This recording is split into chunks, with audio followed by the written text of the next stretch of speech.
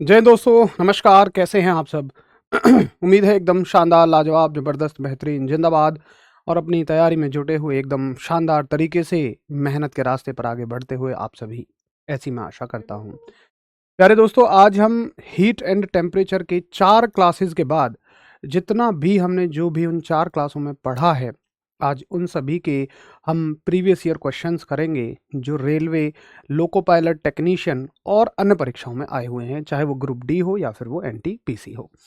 तो मैंने आपको पहले भी बताया है कि साइंस के स्तर पर रेलवे कोई भेदभाव नहीं करता, चाहे वो बीटेक से लिए जाने वाले एग्ज़ाम हों, जैसे JEE exam, SSC exam, SSE senior section engineer, junior engineer, या फिर वो ग्रेजुएशन से लिए जाने वाले एग्ज़ाम हों जैसे एनटीपीसी या एएलपी या टेक्नीशियन, या फिर वो 12वीं सिंपल 10वीं से लिए जाने वाले एग्ज़ाम हों जैसे रेलवे ग्रुप डी।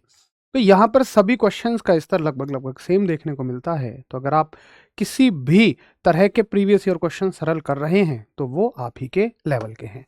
तो एक बार सभी दोस्त बताएंगे कैसे हैं आप सब?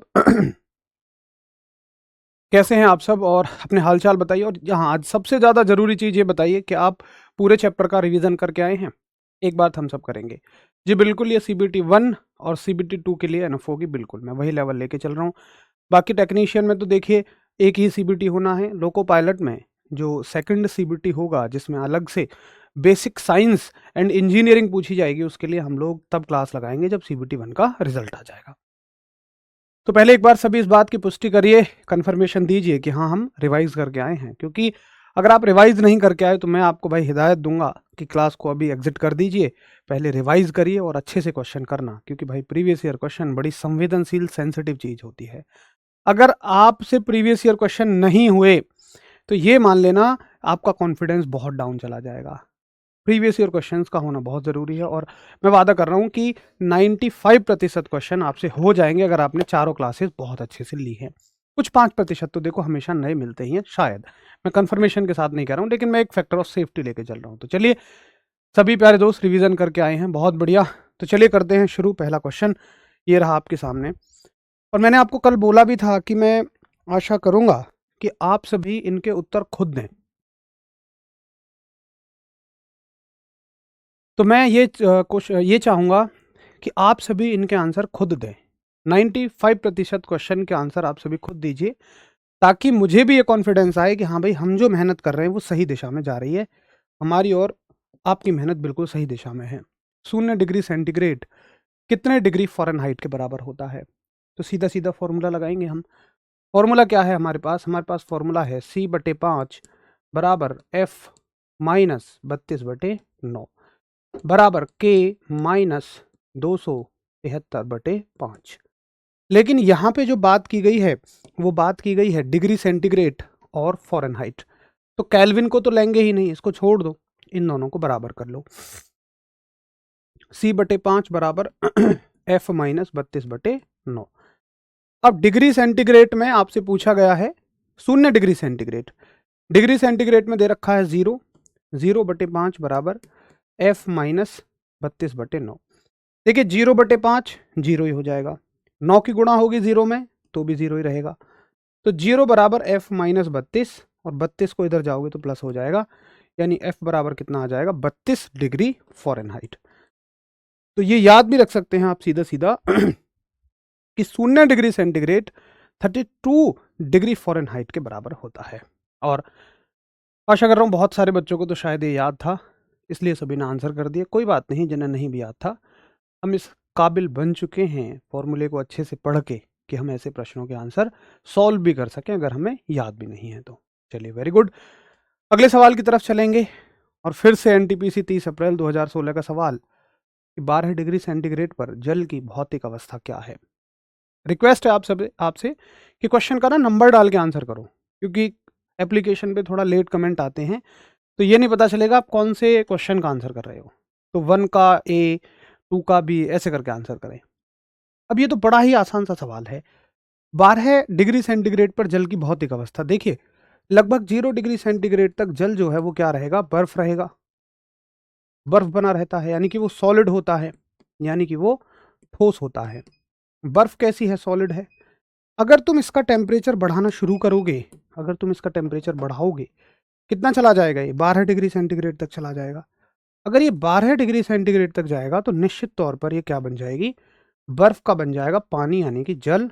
और जल एक कैसी स्टेट है, जल एक लिक्विड स्टेट है यानी कि द्रव अवस्था है। तो मुझे नहीं लगता कि ये कोई बहुत मुश्किल प्रश्न था, ये सभी के लिए बड़ा ही आसान सा सवाल है ना। अब ऐसे सवाल क्या पेपर में आते हैं, आपके सामने है, वेरीफाई कर लीजिए। मैं हमेशा कहता हूँ पेपर ना बहुत सारे मुश्किल सवाल नहीं होते हैं, आपसे कोई रॉकेट साइंस थोड़ी पूछ लेगा। बस पेपर में क्या होता है ना कि थोड़ी सी प्रेशर होता है, प्रेशर को हैंडल करना सीखो मॉक टेस्ट से। इसमें भी कुछ बच्चे गलती कर रहे हैं कि 12 डिग्री सेंटीग्रेड पे जल की अवस्था गैस बता रहे हैं, ठोस बता रहे हैं, लेकिन मेरे हिसाब से पानी क्या बन जाएगा, 12 डिग्री सेंटीग्रेड पे द्रव रहता है। अगला सवाल देखें आप, अ, पानी का हिमांक बिंदु क्या है। हिमांक का मतलब जमने का बिंदु।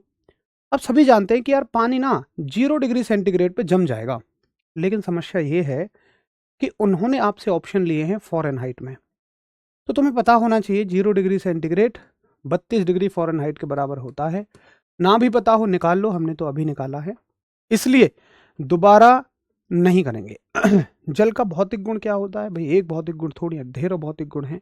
अवस्था परिवर्तन खुद एक भौतिक गुण है, फेज चेंज खुद एक फिजिकल प्रॉपर्टीज है। आप ऐसे मत पूछिए जल का भौतिक गुण क्या है, आप पूछिए भौतिक गुण होते क्या हैं।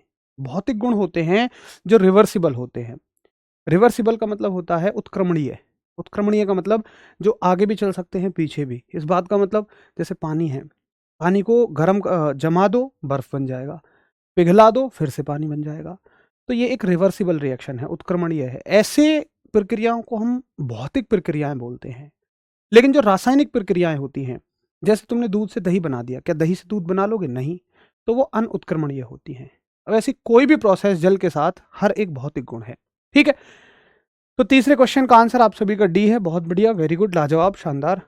अगला सवाल देखेंगे आप, एनटीपीसी में आया हुआ सवाल, -273.15 डिग्री सेंटीग्रेड तापमान इनमें से किसके बराबर है। तो देखो मैंने आपको जब सिखाया ये, तो मैंने कहा कि अगर मोर प्रिसाइजली आप देखोगे, अगर आप बिल्कुल एक्यूरेट देखोगे, तो जो 0 केल्विन होता है बिल्कुल एग्जैक्ट तो ये होता है -273.15 डिग्री सेंटीग्रेड।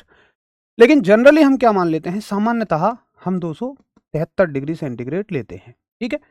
यहाँ पे एग्जैक्ट पूछा गया है आपसे, तो एग्जैक्ट में आप क्या आंसर करेंगे कि भाई ये जो होता है 0 केल्विन के बराबर होता है, ये भी 0 केल्विन के बराबर होता है, ये एग्जैक्ट है और ये अप्रॉक्स है, ठीक है।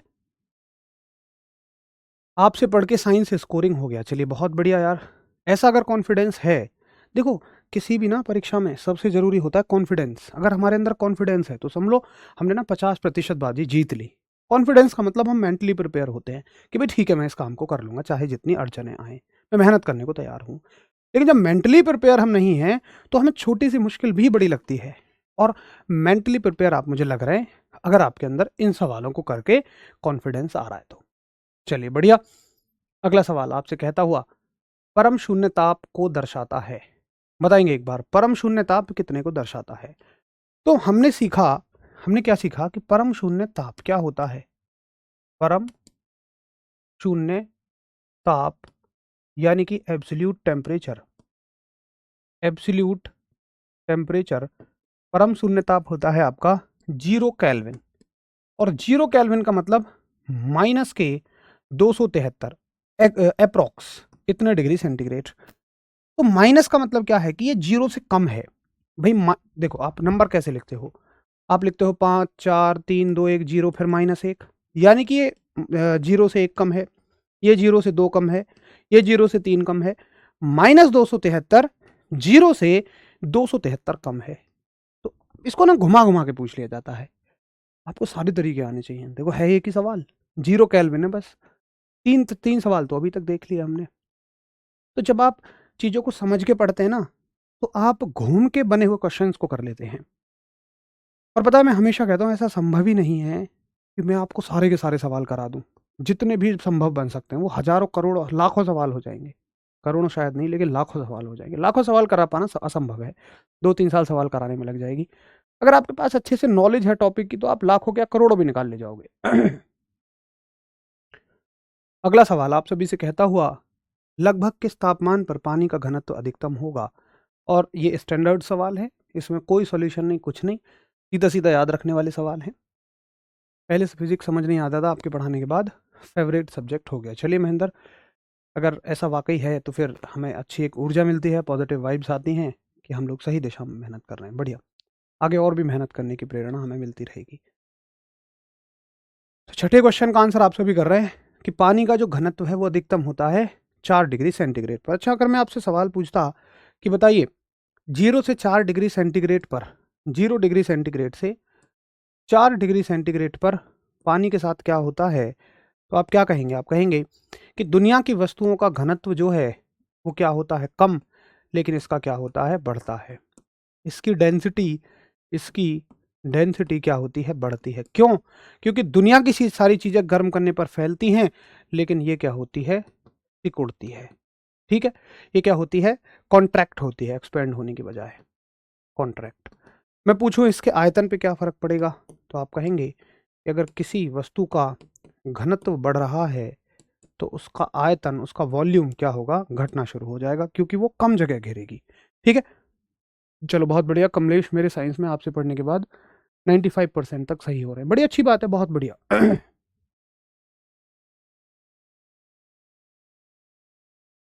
चलो अगले सवाल का आंसर देखेंगे आप सभी। किस ताप पर जल का घनत्व अधिकतम होता है? अब देखो यही तो सवाल है। क्या हमें इसको रटने की जरूरत है? इसको नहीं यार, कोई जरूरत नहीं है। हमें एक बात पता है कि भाई डिग्री सेंटीग्रेड में 4 डिग्री सेंटीग्रेड पर होता है। आंसर ऑप्शन अगर केल्विन में है तो मैं क्या करूंगा? मैं 273 जोड़ दूंगा और ये कितना हो जाएगा? 277 केल्विन। बात खत्म। ये लो भाई, हो गया 277 केल्विन हो गया। ठीक है, चलो बहुत सारे बच्चों को बहुत सारा प्यार आ रहा है भाई, और मैं हमेशा आप सभी के इस प्यार का वाकई आभारी रहूँगा। आप सभी बहुत शानदार बच्चे हैं। सबसे बड़ी बात है कि आप सभी जॉब में रह के पढ़ाई कर रहे हैं। ये बात फिर मुझे दिल से ये प्रेरणा देती है कि यार वाकई इन बच्चों के लिए मेहनत कर लो। देखो यार, जब आप ऐसे भरोसा करते हैं ना, तो सच बताऊं, सच में मुझे अंदर से एक डर लगता है कि यार ऐसा ना हो इन बच्चों का विश्वास नहीं टूटना चाहिए यार। तो फिर उसके बदले और मेहनत करने की प्रेरणा आती है। मैं उसको पॉजिटिव लेता हूँ फिर कि यार नहीं, एक काम करते हैं इन बच्चों से ना, मतलब इन बच्चों के लिए और ज़्यादा कुछ करते हैं। तो बस यही एक कोशिश है। चलो अगला सवाल। सेंटीग्रेड जो तापमान के माप की यूनिट है निम्नलिखित में से किस पर नामित है? तो सेंटीग्रेड, अब देखो आपको ऐसे सवाल ना पढ़ के ही समझ में आ जाएंगे। अगर आपको ये पता है कि सेंटीग्रेड को हम क्या कहते हैं? डिग्री सेल्सियस कहते हैं। सेंटीग्रेड को डिग्री सेल्सियस भी कहते हैं, तो सिर्फ आप ये बोल दोगे कि ये एंडर्स सेल्सियस साहब के नाम पर नामित है। एक वैज्ञानिक हुए एंडर्स सेल्सियस।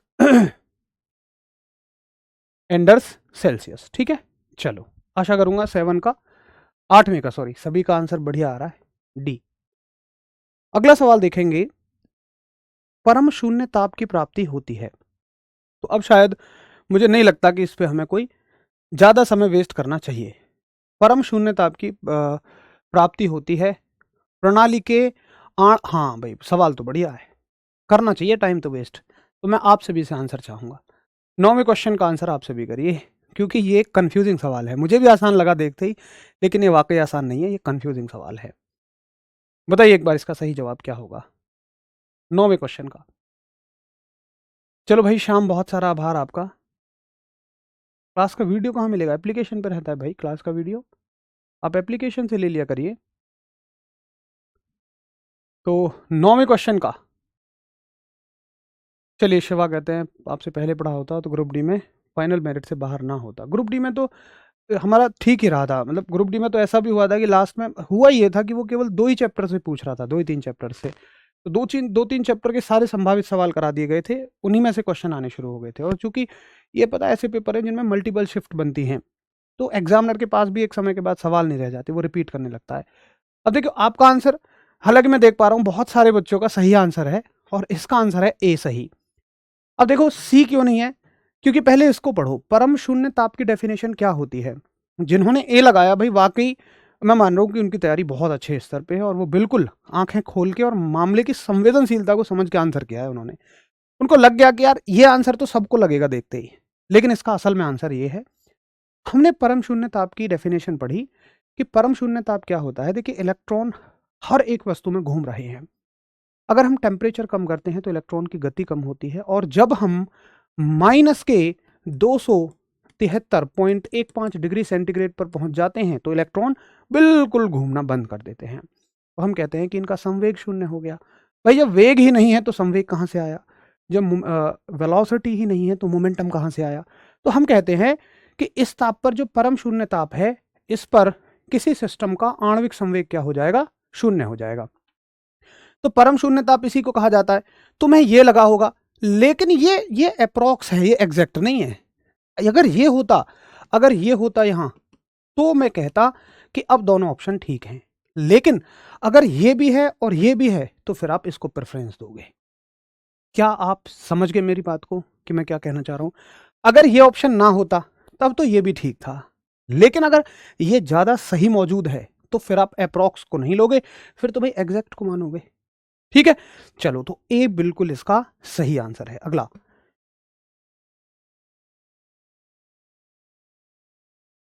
चलो सुरेंद्र भाई, अगर देखो आप कोई भी बुक लेना चाहते हैं ना, तो एक बच्चे ने ग्रुप में डाली थी बुक, शायद एक पब्लिकेशन है, मुझे नाम नहीं याद आ रहा, वो एक मोटे मोटे से अंकल जी जो छपे रहते हैं, उसमें CBT1 CBT2 के प्रीवियस ईयर क्वेश्चन की बुक लॉन्च हुई है। आप ना उसको लीजिए। थ्योरी के लिए मेरे हिसाब से कहीं से कुछ पढ़ने की आवश्यकता नहीं है, इतना सफिशियंट है, इतना कर लो। प्रीवियस ईयर क्वेश्चन मैं भी करा रहा हूँ, आप भी क्वेश्चन की प्रैक्टिस करो। पता है, एक लिमिट तक थ्योरी पढ़ने के बाद आपको आवश्यकता होती है आप ज़्यादा से ज़्यादा क्वेश्चन लगाओ, अलग अलग तरह के सवाल लगाओ, अलग अलग जगह से सवाल लगाओ। अभी आपके पास जो समय है उसमें आप मॉक टेस्ट अच्छे से दो, उसमें नए नए सवाल मिलेंगे आपको। दूसरा, मॉक टेस्ट आप चाहो ना, जैसे हमारा तो संडे बेसिस पे होता है, सबसे अच्छा रहेगा आप मॉक टेस्ट लगाओ डेली बेसिस पे, चैप्टर वाइज। या जब भी आपको लगे कि जैसे यहाँ हीट एंड टेम्परेचर चैप्टर आज खत्म हुआ, तो कल अपना चैप्टर वाइज मॉक टेस्ट लगा लो हीट एंड टेम्परेचर का। टेस्ट बुक पे सारे टेस्ट आपको चैप्टर वाइज मिलेंगे। देखो जब मैं तैयारी करता था ना, मैं ऐसे ही करता था कि जैसे मैंने तो सेल्फ स्टडी की थी, कि जैसे मैंने एक चैप्टर कंप्लीट कर लिया तो मैं उसका चैप्टर वाइज मॉक टेस्ट लगाता था। हमारी टेस्ट सीरीज अलग होती हैं टेक्स्ट बुक इंजीनियरिंग की उतनी अच्छी नहीं बना पाता। तो मैं क्या करता था कि क्वेश्चन लगाए मैंने, अब मुझे जो क्वेश्चन उसमें नए मिले, जिनके मुझसे उत्तर नहीं हुए, तो मैंने क्वेश्चंस की ही एक अलग कॉपी बना ली थी। और मैं सच बता रहा हूँ तुम्हें, मैं उस कॉपी को दिखा दूंगा। मुझे आज भी याद है, पीले कलर की वो कॉपी थी, इतनी प्यारी कॉपी बन गई थी वो मेरी, कि एक इतनी मोटी कॉपी पूरी भर गई थी क्वेश्चन से। बहुत सारे क्वेश्चंस का बंच मेरे पास हो गया था। भाई थ्योरी तुम्हें एक बार में समझ में आ गई, फिर तुम क्या पढ़ोगे थ्योरी में? बताओ भाई, तुम्हें समझ में आ गया कि क्वथनांक क्या होता है, जल का उबलना है, भाई उसको क्या बार बार पढ़ोगे? अगर तुम्हारा सिलेक्शन उतने पढ़ने से नहीं हो रहा तो कहीं ना कहीं क्वेश्चंस की कमी है तुम्हारे पास, तो मल्टीपल क्वेश्चंस लगाओ। तो मेरी कॉपी जो इतनी मोटी हो गई थी, एक समय ऐसा आ गया था, मैंने उसको इतना रिवाइज कर लिया था कि मैं ऐसे चैलेंज के साथ बोल देता था अपने दोस्तों को कि भाई तुम मुझसे इसमें से कहीं से कुछ भी पूछ लो। पहली बार में तो किसी को लगता ही नहीं था कि यार सच में कह रहा है, लेकिन जब वो कहीं से कुछ भी पूछते थे, मुझे वाकई सारे सवाल याद थे। अगर ऐसा मत समझना मैं कोई हवाबाजी कर रहा हूँ, सच में ऐसा था। मतलब मैं बताना चाह रहा हूँ, ये रिवीजन की महिमा होती है। तो नए नए क्वेश्चंस लो आप, एक क्वेश्चंस की कॉपी बनाओ, जब भी आपको समय मिले उनको रिवाइज करो। थ्योरी को बार बार चाटने से कुछ नहीं होने वाला है। थ्योरी एक बार पढ़ लोगे समझ आ जाएगी, रिवीजन कर लोगे फिक्स हो जाएगी। मुझे नहीं पता तुम्हारे पढ़ने का तरीका क्या है, लेकिन मैं तो एक बार थ्योरी पढ़ लेता था, रात को रिवाइज कर लेता था, एक आध बार और संडे में रिवाइज कर लेता था, महीने के लास्ट में कर लेता था, खत्म। वो थ्योरी मैं कभी नहीं भूलता था। मुझे अगर थर्मोडायनेमिक्स का फर्स्ट लॉ मैंने 4 बार याद कर लिया, कोई चीज़ 4 बार याद कर ली, वो मेरे दिमाग में हमेशा के लिए रह जाती थी। फिर मैं एग्जाम से आने से पहले रिवीजन कर लेता था। तो क्वेश्चंस पे ज़्यादा फोकस करो। सेल्सियस से केल्विन पैमाने पर तापमान को बदलने के लिए आपको निम्न में से क्या करना होगा? तो सेल्सियस से केल्विन में बदलने के लिए दिए गए तापमान में 273 जोड़ना होता है, और 10वें क्वेश्चन का आंसर है बी। बहुत बढ़िया अगला देखो, उस तापमान का मान कितना होता है जो मानव शरीर में सामान्य माना जाता है? तो बताइए आप सभी, ये तो सबको स्टैंडर्ड सवाल है, ये सबको पता होनी चाहिए कि ह्यूमन बॉडी का टेम्परेचर कितना होता है, बताएंगे?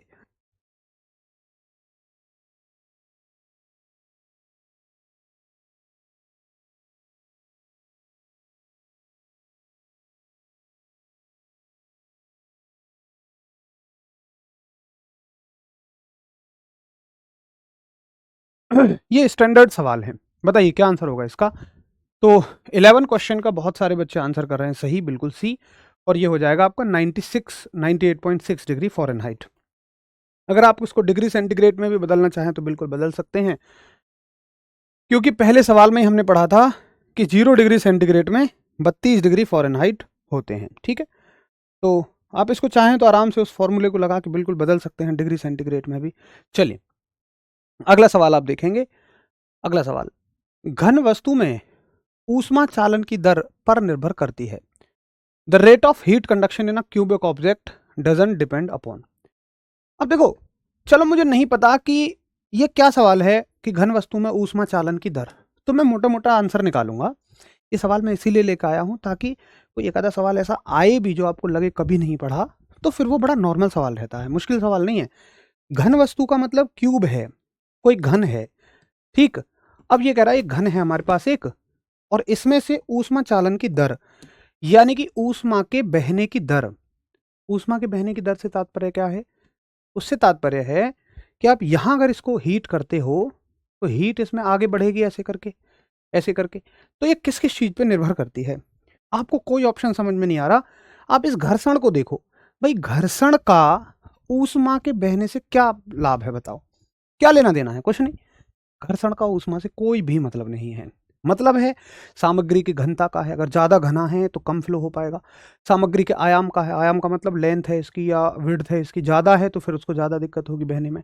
इलेक्ट्रॉनिक विन्यास अगर सुथरा है, साफ सुथरा है, एक ही दिशा में है तो अच्छा चालन होगा, अच्छा कंडक्शन होगा। अगर ये एक ही दिशा में नहीं है तो अच्छा चालन नहीं होगा। ठीक है, चलो अगला सवाल।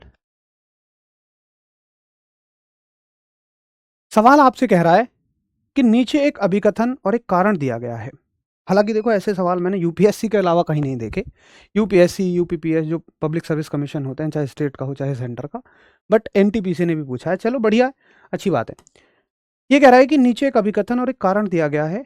अभिकथन है कि लोहे की पटरियों के बीच एक छोटा सा अंतराल छोड़ दिया जाता है। बढ़िया है, बिल्कुल सही है। लोहा गर्मियों में फैलता है, बिल्कुल सही है। ये कह रहा सही विकल्प चुने।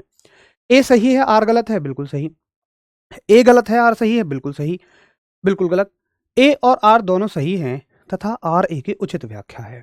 अब ऐसे सवालों में ना ये तो पता होना ही चाहिए, ये तो पता आपको होना ही चाहिए कि भाई ये दोनों अलग अलग सही हैं। साथ ही आपको ये भी पता होना चाहिए कि ये इसकी सही व्याख्या करता है, यानी कि इस बात का कारण ये है, इस बात का कारण ये है। तो ऐसी चीजों को पहचानने के लिए अक्सर बच्चा यही गलती करता है। अक्सर ऐसी चीजों को पहचानने के लिए आप क्या लगाया करो? आप लगाया करो यहाँ क्योंकि। अब देख लो, लोहे की पटरियों के बीच एक छोटा सा अंतराल छोड़ दिया जाता है क्योंकि लोहा गर्मियों में फैलता है। लो भैया, क्यों? ये इसका कारण है, सही सही बात है ना, इसीलिए तो छोड़ा जाता है क्योंकि लोहा गर्मियों में फैलता है। तो इसका करेक्ट आंसर ऑप्शन बन जाएगा सी। ऐसे क्योंकि लगा के आप चेक कर लिया करो, आपको खुद ही आपका आंसर मिल जाएगा। ठीक है, चलो अगला सवाल आरआरबी ग्रुप डी का पूछा हुआ सवाल है कि ये तंत्र है कोई तरल पदार्थों को एक स्थान से दूसरे स्थान पर संचरण करती है। अरे यार ये तो वो आ गया तुम्हारा, ये तो बायोलॉजी का सवाल है यार। इसको हटाओ भाई, मुझे तो बिल्कुल बायोलॉजी नहीं आती है, मतलब 10th क्लास तक आती थी, उसके बाद मैंने कभी नहीं पढ़ी। अभी देखो आरआरबी जेई का सवाल है। मैं कह रहा था ना, ये जेई जो होती है ना आरआरबी की परीक्षा, ये इसमें डिप्लोमा और बीटेक मांगते हैं। तो इसको इस सवाल का स्तर देखो, ये ग्रुप डी जैसा सवाल है यार। द्रव और गैसों में ताप अंतरण का मुख्य कारण क्या है? बताओ, ये तो क्लास में करवाया है कि द्रव और गैसों में तापमान अंतरण का यानी ऊष्मा प्रवाह का मुख्य कारण क्या है। चलिए मैं आपसे आंसर चाहूंगा इसका 15वें सवाल का।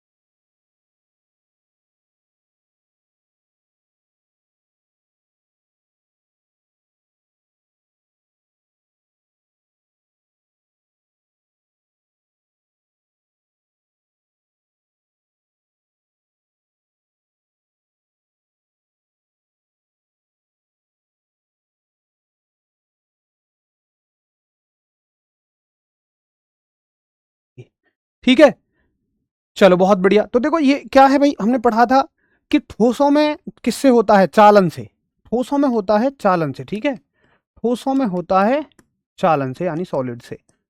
और संवहन जो है वो किस किस में करता है? द्रव और गैसों में। ठीक है, उसमें लिक्विड प्लस गैसेज में होता है। ठीक, आगे अगर विकिरण देखोगे तो भैया विकिरण तो एक स्पेशल तरीका है जिसमें माध्यम की ही कोई जरूरत नहीं है, मीडियम की ही कोई जरूरत नहीं है। तो द्रव और गैसों के लिए कौन इस्तेमाल में आएगा? संवहन। तो जेई का अब ये देखो और भी बड़ा सवाल है, ये सीनियर सेक्शन इंजीनियरिंग में पूछा गया सवाल है।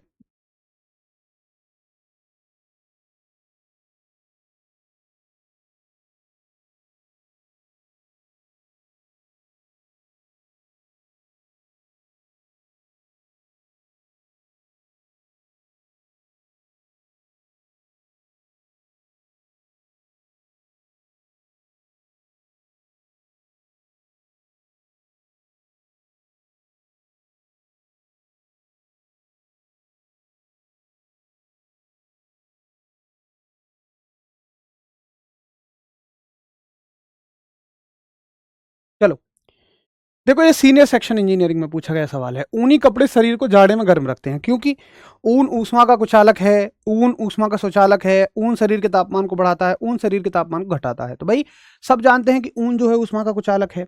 आपके आंसर में थोड़ा सा लेट आते हैं, इसलिए मैं वेट कर लेता हूँ आप सभी का, इसलिए मैं बोर्ड से हटता हूँ ताकि आपको क्लियर दिखे। इधर आऊंगा तो फिर इंग्लिश वालों को नहीं दिखता है ना। चलो अगला सवाल देखो, इनमें से कौन विद्युत का काफी अच्छा चालक है? इनमें से कौन विद्युत का काफी अच्छा चालक है? चलो बहुत बढ़िया, टेक्निकल में 15 में से 15 सही किए थे, इंडियन आर्मी में, वेरी गुड। अगला सवाल, इनमें से कौन विद्युत का काफी अच्छा चालक है? माइका, बेकेलाइट, ग्रेफाइट या शुष्क हवा? तो विद्युत का काफी अच्छा चालक यानी कि इलेक्ट्रिसिटी का बहुत बढ़िया कंडक्टर, देखो अगर हीट के देखे जाएं ऊष्मा के तो ये सारे ही कुचालक हैं, लेकिन ग्रेफाइट जो होता है आपका, जो पेंसिल वगैरह में इस्तेमाल होता है, पेंसिल की जो नोक होती है, पेंसिल की जो अंदर जो उसमें सिलिंड्रिकल स्लिट लगी होती है, वो ग्रेफाइट की ही बनी होती है। तो ग्रेफाइट क्या होता है? विद्युत का काफी अच्छा सुचालक होता है, चालक होता है।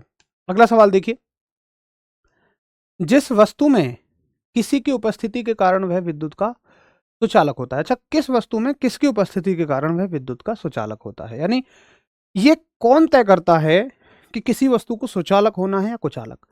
तो इसको तय करता है इलेक्ट्रॉन।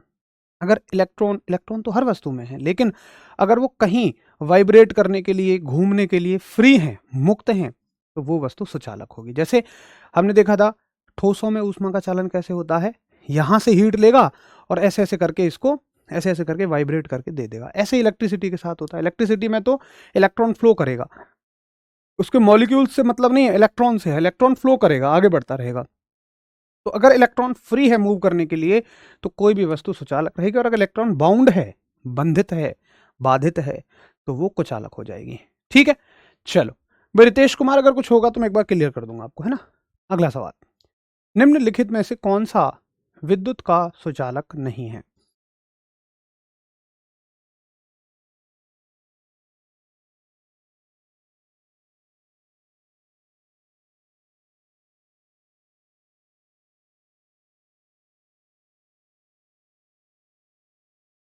अगला सवाल है, निम्नलिखित में से कौन सा विद्युत का सुचालक नहीं है?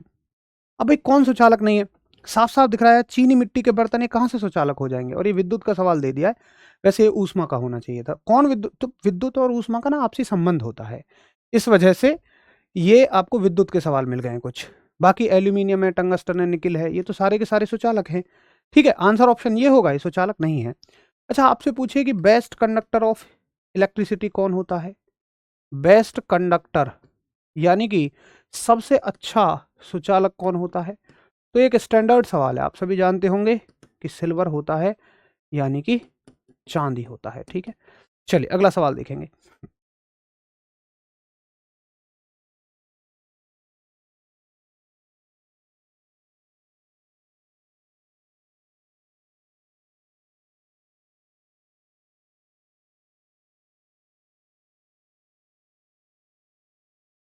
चलो अगला सवाल देखेंगे, किसी ठोस धातु का ऊष्मीय चालकता सामान्यतः बढ़ते तापमान के साथ। तो बताइए, आरआरबी जेई का सवाल है यार, ये जूनियर इंजीनियरिंग का सवाल है, और वो कलर के हिसाब से आते थे उनके सेट, रेड ब्लू ऐसे करके। किसी ठोस धातु का ऊष्मीय चालकता सामान्यतः ताप बढ़ने के साथ। अब ये कह रहा है कि ऊष्मा को ले जाने की जो उसकी क्षमता होती है टेम्परेचर बढ़ने से क्या होगी? तो देखो, हर चीज़ का जैसे टेम्परेचर तुम बढ़ाते चले जाओगे ना, तो उसकी ऊष्मा को ले जाने की पावर जो है वो कम होती चली जाएगी।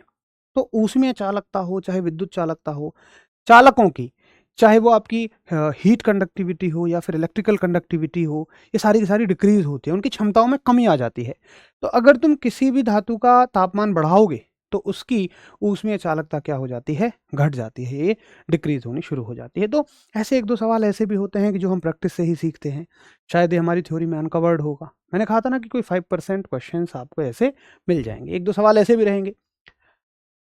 एक ग्रुप डी का सवाल है कि वह तापमान क्या कहलाता है? वह एक ठोस वस्तु, ये क्या है? ये वायुमंडलीय होना चाहिए था, दबाव पर पिघलकर द्रव बन जाती है। ये देखो ये कहना चाह रहा है, सवाल में मिसप्रिंटिंग है कि वह तापमान क्या कहलाता है जिस पर कोई ठोस वस्तु पिघलकर द्रव बन जाती है। तो ये तो बहुत अच्छे से देखा था हमने। अगर कोई वस्तु ठोस वस्तु पिघलकर द्रव बन रही है तो वो गल रही है। ये प्रक्रिया क्या है? मेल्टिंग है। और वह तापमान जिस पर बिल्कुल जाके ऐसा हो रहा है, उसको क्या बोला था हमने? उसको बोला था मेल्टिंग पॉइंट, यानी कि गलनांक, मेल्टिंग पॉइंट। ठीक है, आसान है। ऐसे ही हमने क्या देखा था? ऐसे ही हमने देखा था उसके बारे में, किसके बारे में? क्वथनांक के बारे में देखा था। ऐसे ही हमने क्या देखा था? हिमांक के बारे में देखा था। ठीक है। एक भैया का कमेंट था कि जो आर.एच. फॉलर साहब हैं, आर.एच. फॉलर, मैंने इलेक्ट्रॉन का इन्वेंटर उनको बता दिया था, थर्मोमीटर का इन्वेंटर, लेकिन वो थर्मोमीटर के इन्वेंटर नहीं है, वो हैं जीरोथ लॉ के इन्वेंटर। इसको अभी नोट कर लो, बाद में सही कर लेना अपने नोट्स में। जीरोथ लॉ के इन्वेंटर हैं वो। ठीक है, जीरोथ लॉ के इन्वेंटर, यानी शून्यवें नियम की खोज इन्होंने की थी। जो ऊष्मागतिकी का शून्यवां नियम था, उसकी खोज करते हैं आर.एच. फॉलर साहब। सही है। मैंने इसको शायद थर्मोमीटर का इन्वेंटर बता दिया था। देखो थर्मोमीटर तो बहुत सारे हैं, अब कौन से की किसने खोज की ये बड़ा मुश्किल है, तो इसलिए थर्मोमीटर की इन्वेंशन नहीं की थी, इन्होंने जीरोथ लॉ ऑफ थर्मोडायनेमिक्स की खोज की थी। इसको कृपया एक बार सही कर लेना। ठीक है, चलिए अगला सवाल। किस तापमान पर तरल अपनी तरल अवस्था से ठोस अवस्था में परिवर्तित होता है? तो किस तापमान पर तरल अपनी तरल अवस्था से ठोस अवस्था में परिवर्तित होता है? तरल से यानी लिक्विड से ठोस में तो क्या हो रहा है? फ्रीजिंग हो रही है, यानी कि हिमयन हो रही है, और वो बिंदु क्या हो जाएगा? हिमांक हो जाएगा, फ्रीजिंग पॉइंट हो जाएगा। बड़ा ही आसान है। अगर आपको अगर आपको अगर आपको प्रोसेस याद है तो आपको उनके बिंदु भी याद होंगे। बड़ा ही आसान है। 22 का 20 सभी आंसर कर रहे हैं, वेरी गुड, एकदम बढ़िया। आइए देखें अगला सवाल कि निम्नलिखित में से कौन सी एक सतहीय घटना है? Which of the following is a surface phenomena? तो देखो मैं ये मानूंगा कि ये डायरेक्ट तो नहीं पढ़ा हमने, लेकिन इसका आंसर तुम खुद से निकाल सकते हो। कैसे? आप ये सोचो कि सतह पे कौन सी घटना होती है, इसको छोड़ दो। अच्छा, उबलना क्या सतह का घटना है? मान लो तुम पानी को उबाल रहे हो, पानी में यहाँ तुमने आग जला रखी है, अब ये पानी उबल रहा है, तो क्या आग लगाने से पानी सतह सतह का उबलेगा? ऐसा संभव है कि ये पानी ठंडा रह जाए और ये पानी उबले? नहीं, उबलना नहीं है। पिघलना, अरे पिघलेगी तो ऐसा थोड़ी है कि बर्फ का ऊपर की सतह पिघल जाएगी, पूरी की पूरी बर्फ पिघल जाएगी। वाष्पीकरण का मतलब होता है कि गर्मियों में पानी का टेम्परेचर इतना बढ़ जाता है कि वो अपने आप ही एवापोरेट होना शुरू कर देता है, वाष्पीकृत होना शुरू कर देता है। तो वो बिल्कुल ऐसा ही है, सतह सतह का पानी वाष्पीकृत होता है। ऐसा नहीं है पहले गहराई में से वाष्पीकृत होगा, गहराई का पानी ऊपर उड़ेगा, केवल सतह का पानी ऊपर उठता है। जमना भी ऐसी प्रक्रिया नहीं है। अरे अगर जमेगा तो ऐसा थोड़ी है सतह सतह जमेगी, पूरा का पूरा जम जाएगा। तो मुझे नहीं लगता कि इस सवाल में कोई एक्स्ट्रा नॉलेज की कहीं से भी आपको कैसे भी आवश्यकता पड़ती। ठीक है, चलिए अगला सवाल देखें। किसी तरल की समान मात्रा के लिए निम्नलिखित में से किस प्रक्रिया की गति सबसे धीमी होगी? कौन सी प्रक्रिया इनमें से सबसे धीमी होगी? तो पहले तो ये देखो कि देखो पहली बात, हिमांक तो कोई प्रक्रिया ही नहीं है, ये कोई प्रोसेस ही नहीं है भाई, ये तो एक बिंदु है। अब क्वथन, संघनन या फिर वाष्पीकरण, तो देखो क्वथन का मतलब होता है उबलना। उबलना तो मेरे हिसाब से बहुत एक धीमी प्रक्रिया नहीं है। तुम जैसे जैसे टेम्परेचर बढ़ाओगे वैसे वैसे उबलना बहुत तेजी से होगा। आपने देखा होगा पानी तो खौलता है यार, भयंकर उबलता है, तो ये भी नहीं होगा। संघनन मतलब पानी का गैस का द्रव में बदल जाना। भाई जैसे बहुत सारी गैस जाके टकराई किसी ठंडे हिस्से से तो टक से द्रव में बदल जाएगी। उसको कोई बहुत ज़्यादा समय नहीं लगेगा, धीमी नहीं है वो, बड़ी फास्ट है। ये भी फास्ट है। वाष्पीकरण, एवापोरेशन, बहुत धीरे धीरे होता है। ऐसा नहीं है कि बहुत सारा पानी आपने देखा हो जैसे कहीं बह के जा रहा है तो सारा का सारे पानी वाष्पीकृत होकर भाई ऊपर उड़ जाएगा, वहां कोई बूंद ही ना बचे, ऐसा नहीं होगा। बहुत स्लो प्रोसेस है इवापोरेशन, वाष्पीकरण, बहुत ही ज़्यादा स्लो प्रोसेस है। ठीक, तो इसका आंसर ये हो जाएगा। अगला सवाल आप देखें, एक ऊष्मागतिकी प्रणाली में ऊष्मा संतुलन तब प्राप्त किया जाता है जब दो पिंड, अब देखो ये आरआरबी जेई का सवाल है यार। ये कह रहा है कि तुम्हारे हिसाब से ऊष्मागतिकी प्रणाली में ऊष्मा का संतुलन कब होता है। ऊष्मा का संतुलन मतलब एक ठंडी वस्तु को रखो, गर्म को रखो, आपस में टच कर दो, हीट फ्लो करेगी from hot body to cold body, यानी कि ठंडे से गर्म से ठंडे में। और संतुलन का मतलब जब ऊष्मा का प्रवाह बंद हो जाए। तो ऐसा कब होगा, जब दोनों के तापमान समान हो जाए, यानी कि both temperature being equal becomes equal, जब दोनों टेम्परेचर बिल्कुल इक्वल हो जाए। ठीक है, चलिए वेरी गुड। अगला सवाल देखेंगे आप, 26वां सवाल और सीनियर सेक्शन इंजीनियर की परीक्षा में पूछा गया सवाल है। और देखो ये पता है, मैंने बताया था आपको बीटेक से है ये, कि ऊष्मागतिकी के किस नियम के द्वारा ऊर्जा संरक्षण के नियम को जाना जाता है। तो ऊर्जा संरक्षण का नियम हमने अच्छे से पढ़ा भी कि कौन सा नियम है, ऊष्मागतिकी का दूसरा नियम, सॉरी ऊष्मागतिकी का प्रथम नियम।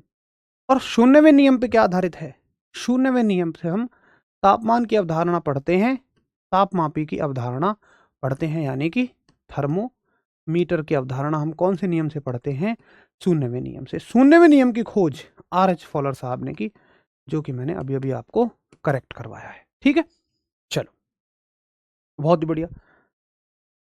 तो ये हो गए आपके सामने कितने सवाल आज, 26 सवाल हो गए। ये NTPC, group D, RRB JE, RRB senior section engineer, ALP technician, इन सारी परीक्षाओं में हीट एंड टेम्परेचर के जो भी सवाल थे मैंने आपको लाके दे दिए हैं। अगर कुछ कहीं से सवाल बच जाते हो तो शायद मेरे पास जो सोर्स हैं वो थोड़े पुराने होंगे, बाकी सवाल कुछ नहीं बचेगा। अगर लेटेस्ट कुछ क्वेश्चंस भी होंगे तो मैं आपको प्रैक्टिस सेट वगैरह में करवा दूंगा।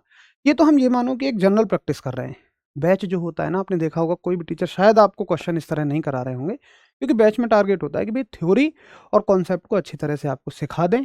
क्वेश्चंस कराने का टारगेट होता है हमारा प्रैक्टिस सेट में, क्योंकि इससे तो बहुत सारा समय लगता है। लेकिन मुझे लगता है कि अगर यहाँ साइंस अच्छे खासे नंबरों की आ रही है तो फिर हमें आराम से चल सकते हैं। मैंने बोल दिया कि मेरी क्लास लंबी चलेगी, इसलिए आप हम लोग क्वेश्चन भी साथ के साथ कर रहे हैं ताकि आपका एक कॉन्फिडेंस भी साथ के साथ बूस्ट होता रहे।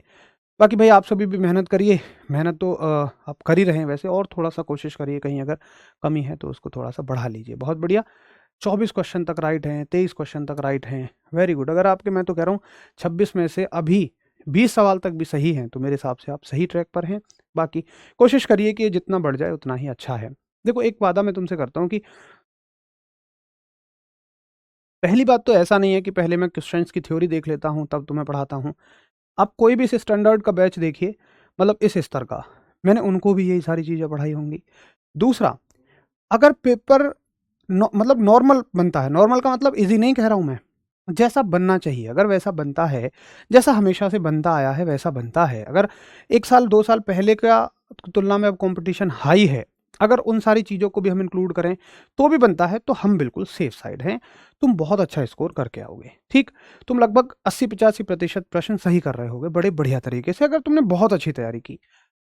अगर मान लो पेपर सीमाओं के पार चला गया, जैसा हम सोचते हैं वैसा बन गया, जिसे हम डिफिकल्ट पेपर कहते हैं कि भाई ये तो बड़ा मुश्किल पेपर बन गया, तो भी तुम सेफ रहोगे। क्यों सेफ रहोगे, देखिए अगर मुश्किल पेपर बना, मान लो फॉर एग्जाम्पल तुम केवल 60% क्वेश्चन अटेम्प्ट कर पा रहे हो फिजिक्स में, तो अगर मुश्किल पेपर है और तुम 60% कर पा रहे हो तो मैं वादा करूंगा कि कोई 61 भी नहीं कर पाएगा। ये मेरा तुमसे वादा है। मैं हमेशा ये तो नहीं कहूंगा तुम 85-90% पेपर अटेम्प्ट कर दोगे मेरा फिजिक्स का। अगर नॉर्मल पेपर आ गया तो 85% तक चले जाओगे, 90% तक भी। लेकिन अगर पेपर ही हार्ड आ गया तो 60% भी अगर तुम करोगे तो तुम ही टॉपर हो, फिर तुमसे ज़्यादा कोई 1% भी नहीं करेगा, ऐसा मेरा वादा है। क्योंकि ऐसा कई सारी परीक्षाओं में हुआ है। देखिए बीएसएफ आरओआरएम पेपर अनएक्सपेक्टेड आया तो उसमें भी हमारे बच्चे बहुत सेलेक्ट हुए। अब रेडियो ऑपरेटर देखें तो पेपर बिल्कुल फेवरेबल आया है, जो जैसा क्लास में पढ़ाया वैसा आया है। लेकिन BSF RO RM में मेरिट कम गई है, इसमें मेरिट ठीक जानी है। तो मतलब ये अध्ययन ना सारा तुलनात्मक होता है। मेरे कहने का मतलब है अगर हम मेहनत कर रहे हैं तो वो मेहनत बेकार नहीं होगी। आप और मैं मिलके मेहनत कर रहे हैं, वो मेहनत बिल्कुल भी बेकार नहीं होगी। ठीक है दोस्तों, 26 क्वेश्चन से मन नहीं भरता। मैं समझ रहा हूँ समय भी थोड़ा बचा है, लेकिन हम चूंकि चैप्टर वाइज क्वेश्चन करते हैं तो उस चैप्टर के मुझे इतने ही सवाल मिले थे। तो चलिए फिर मिलेंगे कल की क्लास में। आज का सेशन यहीं तक रहने देंगे। नमस्कार, धन्यवाद। मेहनत करते रहिए, जरूर मंजिल तक आप सभी पहुंचेंगे।